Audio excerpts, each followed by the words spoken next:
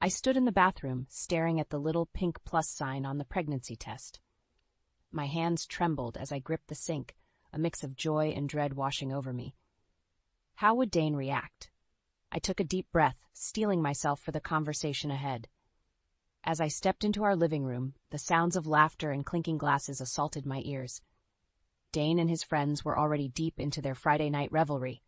"Honey," I called out, trying to catch his attention over the noise. Dane glanced up from his animated conversation, his eyes slightly glazed.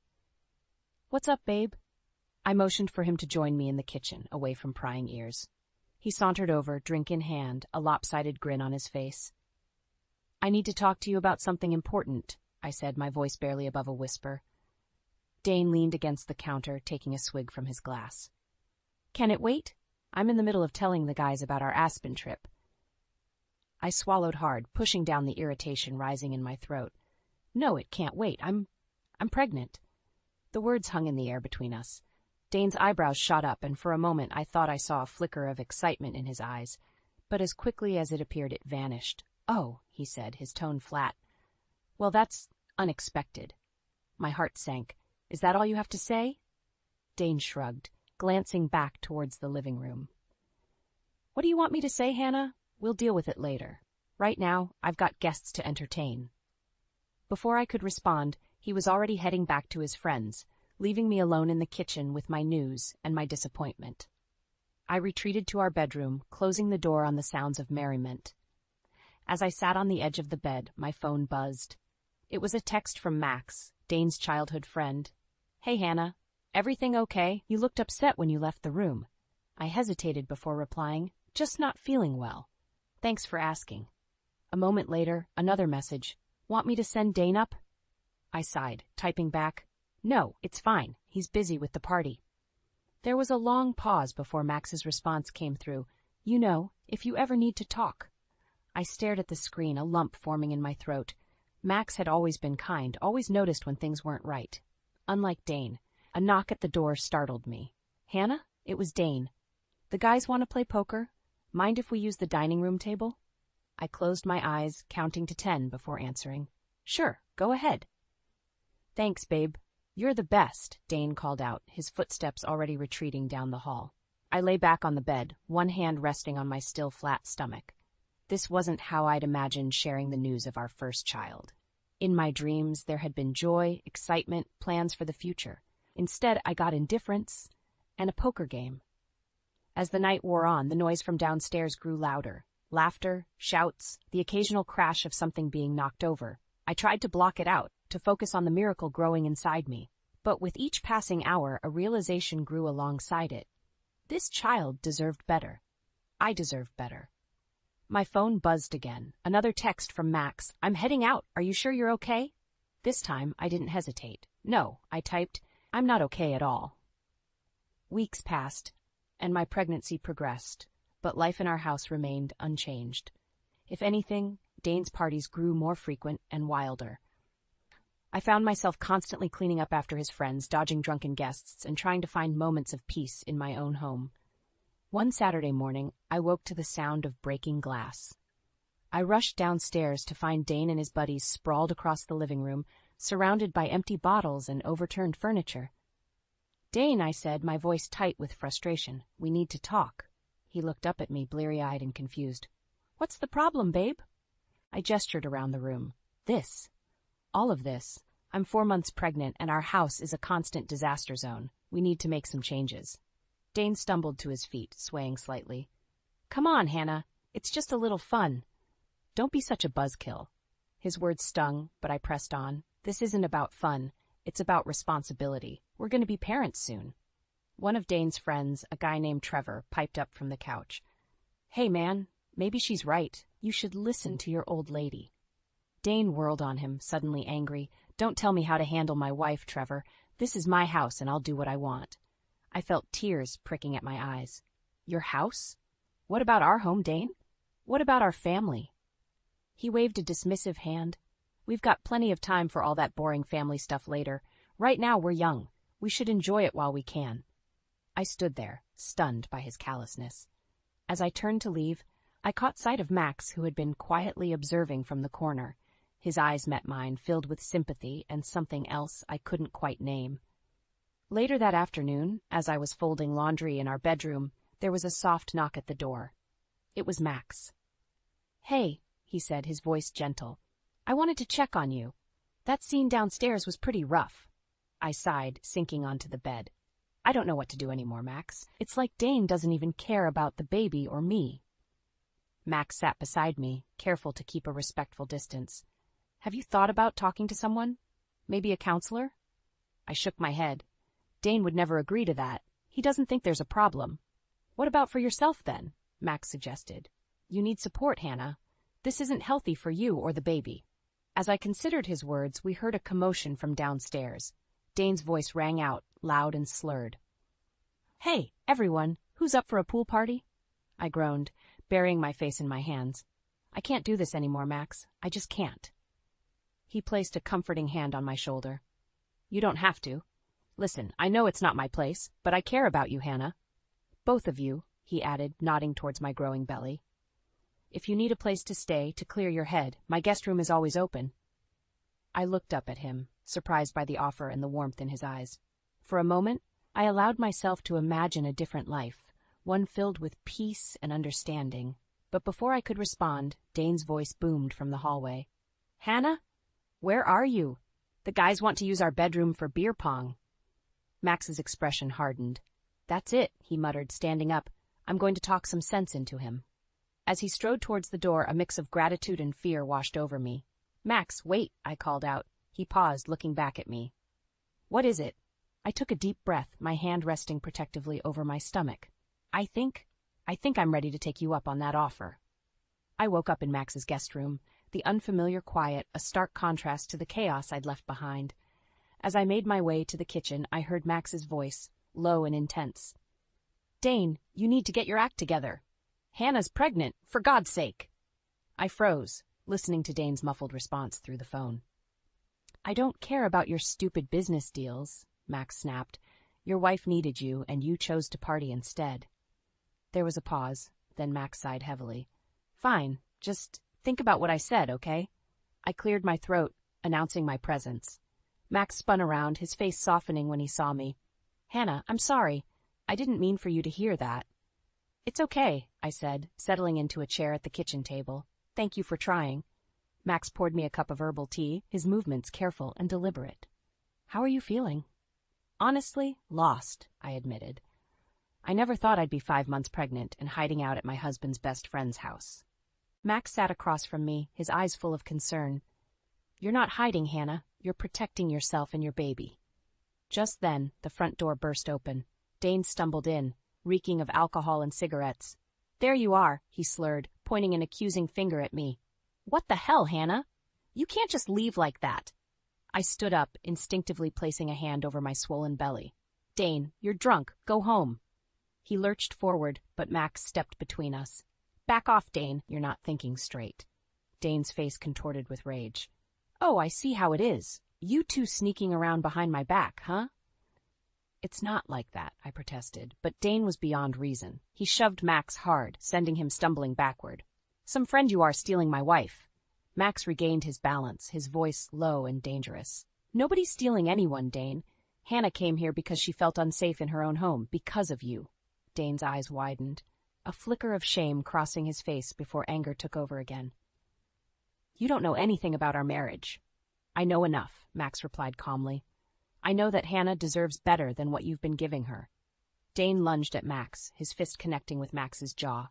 I screamed as the two men grappled, knocking over chairs and slamming into walls. "Stop it!" I yelled, tears streaming down my face. "Both of you, just stop!" They froze, chests heaving, staring at each other with a mixture of anger and regret. "This is exactly why I left," I said, my voice shaking. "I can't live like this anymore, Dane. I won't bring our child into this chaos." Dane's shoulders slumped, the fight draining out of him. "Hannah, I'm sorry. I'll do better, I promise." I shook my head, years of disappointment and broken promises weighing heavily on me. "It's too late for that, Dane. I need more than empty words." Max touched his split lip gingerly, watching us with a guarded expression. "What do you want to do, Hannah?" I took a deep breath, feeling the baby kick as if in encouragement. I want a divorce. The words hung in the air, heavy with finality. Dane's face crumpled, a mix of shock and despair. You can't mean that, he whispered. We're having a baby. Yes, we are, I said, my resolve strengthening. And that's why I have to do this. Our child deserves better than what we've become. As Dane stumbled out, defeated and dazed, I turned to Max. His eyes met mine, filled with a complex mixture of emotions. What now? He asked softly. I squared my shoulders, feeling a strange sense of calm wash over me. Now I start over, for me and for my baby. The weeks following my decision to divorce Dane were a whirlwind of emotions and practical challenges. I'd moved back into our house, while Dane stayed with a friend. The silence was both a relief and a reminder of how much had changed. One afternoon, as I sorted through our shared belongings, my phone buzzed with a text from Max. How are you holding up? Need any help? I smiled, grateful for his constant support. I'm okay, just packing up memories. Want some company? I can bring coffee and a sympathetic ear. I hesitated, then replied, That would be nice, thanks. An hour later, Max arrived, 2 steaming cups in hand. As we sat on the living room floor, surrounded by boxes, I felt a wave of gratitude wash over me. I don't know how I would have gotten through this without you, Max, I said softly. He smiled, his eyes warm. You're stronger than you think, Hannah. You would have found a way. As we talked, I found myself opening up about my fears and hopes for the future. Max listened intently, offering gentle advice and reassurance. You know, he said, being a single parent isn't easy, but it's not impossible. Look at me and Sarah, we manage. I nodded, thinking of Max's adorable 5-year-old daughter. You're an amazing father, Max. I hope I can be half as good a mother. He reached out, squeezing my hand. You will be, I have no doubt. The moment was interrupted by the sound of a key in the lock. Dane burst in, his eyes wild and bloodshot. What the hell is this? He shouted, glaring at our joined hands. I jumped to my feet, heart racing. Dane, it's not what you think. Max was just helping me pack. Dane sneered, his words slurring slightly. Oh, I'm sure he was very helpful. Is this why you want a divorce? So you can shack up with my best friend? Max stood, placing himself between us. That's enough, Dane. You're drunk and upset. Why don't you go cool off?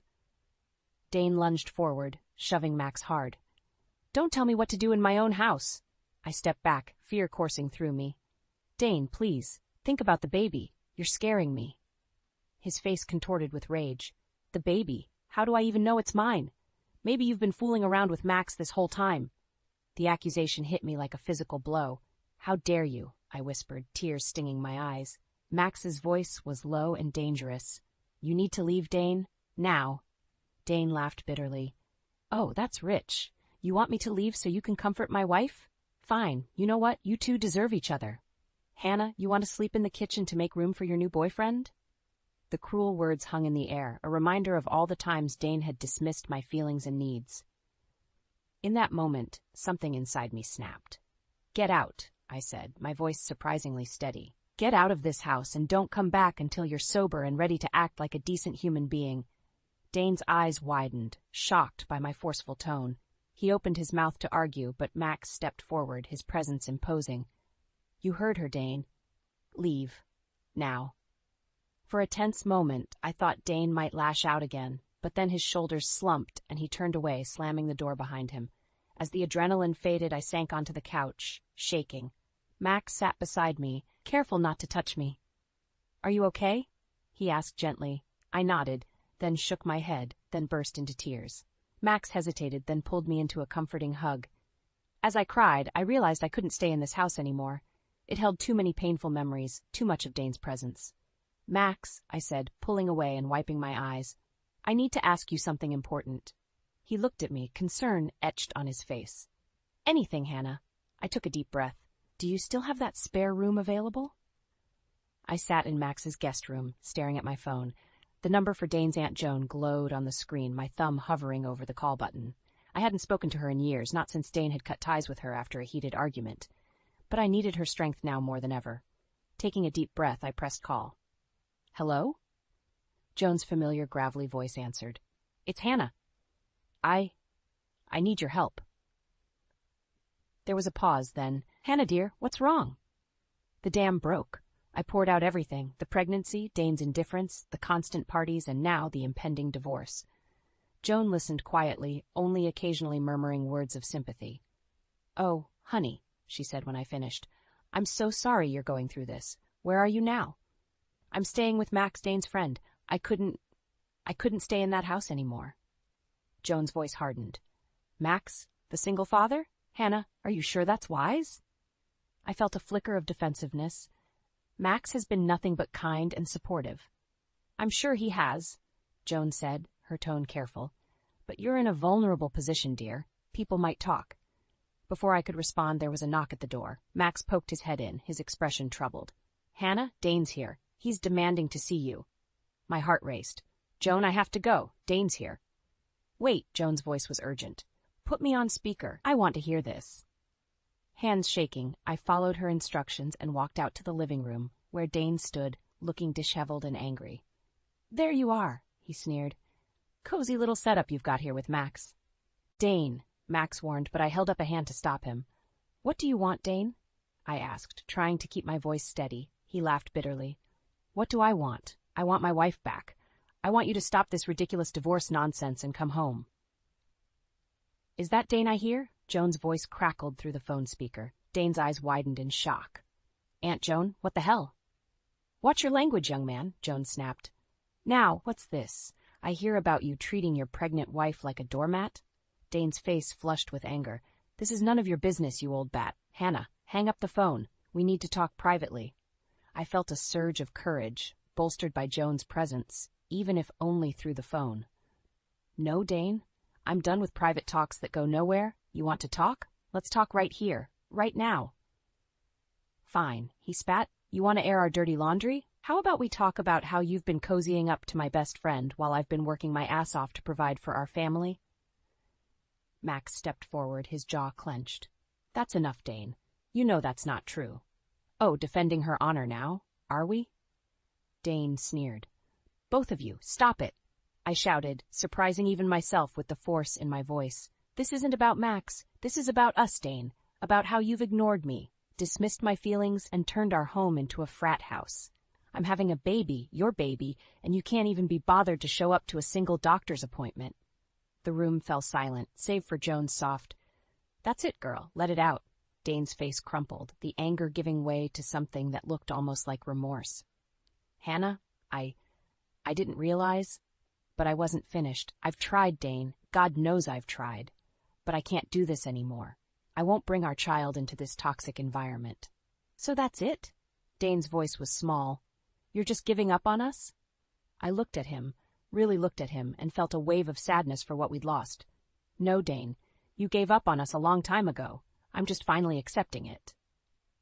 As Dane stumbled out, defeated, I turned to Max, who was watching me with a mix of concern and admiration.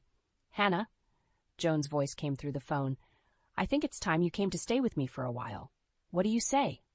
I looked around at Max's cozy home, then down at my swollen belly. It was time for a fresh start, away from all of this. "Yes," I said, feeling a weight lift from my shoulders. "I think that's exactly what I need." I stood on Joan's porch, my heart pounding as I watched Dane's car pull up. It had been 2 weeks since I'd moved in with his aunt, and he'd finally agreed to meet. As he stepped out of the car, I noticed how disheveled he looked. A far cry from his usual polished appearance. "Hannah," he said, his voice hoarse, "can we talk?" Before I could respond, Joan appeared beside me, her presence both comforting and formidable. "You can talk right here, Dane. I think we've all had enough of your private conversations." Dane's jaw clenched, but he nodded. "Fine. Hannah, I'm sorry. I've been a terrible husband. I want to make things right." I felt a flicker of hope, quickly extinguished by the memory of countless broken promises. "How, Dane? How can you possibly make this right?" He ran a hand through his unkempt hair. "I've stopped drinking. I'm seeing a therapist. I want to be there for you and the baby. Please, just give me another chance." I wavered, torn between my lingering feelings for him and the pain he'd caused. Joan, sensing my hesitation, stepped forward. "That's all well and good, Dane, but actions speak louder than words. Why don't you come inside and we can discuss this like adults?" As we settled in Joan's living room, the tension was palpable. Dane kept glancing at me, his eyes pleading. Just as Joan was about to speak, the front door burst open. "Party's here." A group of Dane's friends stumbled in, clearly drunk. My heart sank as I recognized Trevor, the ringleader of Dane's worst behavior. Dane jumped to his feet, his face pale. "Guys, what are you doing here? How did you even know where I was?" Trevor laughed, waving his phone. "GPS tracking, bro. We couldn't let you face the old ball and chain alone, could we?" I felt sick. "You've been tracking me?" Dane shook his head frantically. "No, Hannah, it's not like that. I wanted to make sure you were safe." Joan's voice cut through the chaos like a whip. "Everyone who wasn't invited needs to leave. Now." Trevor sneered at her. "Who's the old lady? Come on, Dane, ditch these buzzkills and let's go have some real fun." I watched Dane, holding my breath. This was it, the moment of truth. Would he choose his friends over his family once again? Dane looked at me, then at his friends, his face a mask of indecision. "Guys, I can't. Hannah's pregnant. I need to be here." Trevor rolled his eyes. "Pregnant? So what? That doesn't mean your life has to end. Come on, man, don't be whipped." Something in me snapped. I stood up, my voice shaking with fury. "Get out! All of you! You've ruined my marriage, my home, and now you're trying to ruin the one chance we have to fix things. Leave." Joan stepped forward, her eyes blazing. "You heard the lady. Out, before I call the police." As Trevor and the others shuffled out, grumbling, I turned to Dane. "If you walk out that door with them, we're done. For good." Dane looked torn, his gaze flicking between me and his retreating friends. "Hannah, choose Dane," I said, my hand resting protectively on my swollen belly. "Right now, us or them." The silence stretched, agonizing. Then, to my shock and Joan's visible disgust, Dane took a step towards the door. "I'm sorry," he whispered. I can't do this. I'm not ready." As the door closed behind him, I felt something inside me break. Tears streamed down my face as Joan wrapped me in a fierce hug. "Oh, honey," she murmured, "I'm so sorry, but you're better off without him." I nodded, unable to speak through my sobs. As the sound of Dane's car faded into the distance, I realized with startling clarity that this truly was the end. There was no going back now. "What do I do now?" I whispered, feeling lost and overwhelmed. Joan's voice was steel and velvet. "Now, my dear, we fight. For you, for that baby, and for the life you deserve. Are you ready?" I took a deep breath, squaring my shoulders. "Yes," I said, surprising myself with the strength in my voice. "I'm ready." The next morning, I woke with a sense of resolve I hadn't felt in months. Joan was already in the kitchen, nursing a cup of coffee. "I'm going back to the house," I announced. "I need to get my things and tell Dane it's over." Joan nodded, her eyes sharp. "I'm coming with you." As we pulled up to my old home, I felt a mix of dread and determination. The house was eerily quiet, a stark contrast to the constant parties of the past. I unlocked the door. Joan closed behind me. The living room was a disaster. Empty bottles, overturned furniture, and the lingering smell of stale beer. "Dane?" I called out. No answer. We made our way upstairs, and I froze at the bedroom door. Clothes were strewn everywhere, and there in the middle of our bed was Dane, passed out with a woman I didn't recognize. "Oh, honey," Joan whispered, squeezing my shoulder. The pain that shot through me was almost physical, but beneath it, fire of anger began to burn. "Dane!" I shouted, my voice echoing through the room. He jolted awake, his eyes widening as he took in the scene. "Hannah? What are you doing here?" The woman beside him stirred, looking confused and embarrassed. "I came to get my things," I said, my voice surprisingly steady, "and to tell you it's over. I want a divorce." Dane stumbled out of bed, reaching for his pants. "Hannah, wait, this isn't— I can explain." "Save it," Joan snapped. "I think we've seen all we need to see." As I began gathering my belongings, Dane followed me around the room, pleading and making excuses. The woman quietly slipped out, avoiding eye contact. "Hannah, please," Dane begged. "I made a mistake. I was drunk. I wasn't thinking." I whirled on him, fury coursing through me. "A mistake? You've been making mistakes our entire marriage, Dane. I'm pregnant with your child, and you're out partying and sleeping with other women." "I'm sorry," he cried. "I'll change. I swear. We can work this out." I shook my head, tears stinging my eyes. "No, we can't. It's too late." As I zipped up my suitcase, Dane's demeanor suddenly changed. His eyes hardened and he grabbed my arm. "You can't leave me," he hissed. "What about the baby? You can't take my child away." Joan stepped forward, her voice like ice. "Let her go, Dane. Now." But Dane was beyond reason. "This is all your fault," he shouted at Joan. "You turned her against me." "No, Dane," I said, wrenching my arm free. "You did that all on your own." What happened next seemed to unfold in slow motion. Dane lunged at Joan, his face contorted with rage. I screamed, trying to get between them. In the scuffle, I lost my balance, stumbling backwards. I felt a sharp pain as I hit the edge of the dresser, then everything went black. When I came to, I was in a hospital bed, the steady beep of monitors filling the room. Joan sat beside me, her face etched with worry. "The baby?" I whispered, fear gripping my heart. Joan squeezed my hand. "She's okay, you both are." Relief washed over me, followed quickly by a wave of anger and determination. "Where's Dane?" I asked. "In custody," Joan replied. "Assault charges, and—" She hesitated. "Hannah, there's more. The police found drugs in the house, a lot of them." I closed my eyes, feeling a strange mix of shock and vindication. When I opened them again, I met Joan's gaze with steely resolve. "I want those divorce papers drawn up," I said, "and I want full custody." Joan nodded, a fierce pride in her eyes. "You've got it, honey, and I'll be with you every step of the way." As I lay there, one hand resting protectively on my belly, I knew that this was just the beginning. The road ahead would be hard, but for the first time in a long time, I felt ready to face it. 6 months after the divorce, I stood in the nursery of my childhood home, gently rocking my newborn daughter, Lily. The soft pink walls and the quiet hum of the mobile were a world away from the chaos of my life with Dane. As I gazed at Lily's peaceful face, my phone buzzed. It was a news alert about Dane's company. With trembling fingers, I opened the article. "Major financial firm implicated in drug scandal," the headline blared. As I read, my heart raced. Dane and several of his closest friends were being investigated for using the company to launder drug money.